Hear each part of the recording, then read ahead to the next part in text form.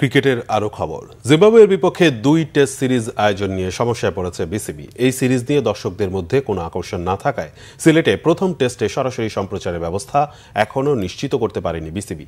কিছুদিন আগেও জিম্বাবুয়ে ছিল ক্রিকেটে বাংলাদেশের প্রধান প্রতিপক্ষ। বাংলাদেশের প্রথম টেস্ট জয় এসেছিল এই জিম্বাবুয়ের বিপক্ষেই।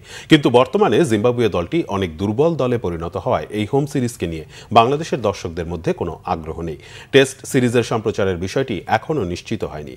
20 এপ্রিল থেকে সিলেটে শুরু হবে প্রথম টেস্ট। এদিকে দর্শকদের আগ্রহ কম থাকার কারণে প্রথম টেস্টের টিকিট মূল্য রাখা হয়েছে সর্বনিম্ন 50 টাকা। এই অর্থে একটি টিকিট কিনলে শহীদ তুরাব স্ট্যান্ড, ইস্টার্ন গ্যালারি এবং গ্রিন হিল এরিয়ায় বসে পুরো টেস্টই দেখতে পারবেন দর্শকরা। যদিও সিলেট আন্তর্জাতিক ক্রিকেট স্টেডিয়ামে গ্র্যান্ড স্ট্যান্ডের টিকিট 500 টাকা, ক্লাব হাউস 250 টাকা এবং ইস্টার্ন গ্যালারির টিকিট পাওয়া যাবে 150 টাকায়। শুক্রবার সকাল 10টা থেকে টিকিট পাওয়া যাবে স্টেডিয়ামের সামনের কাউন্টারে।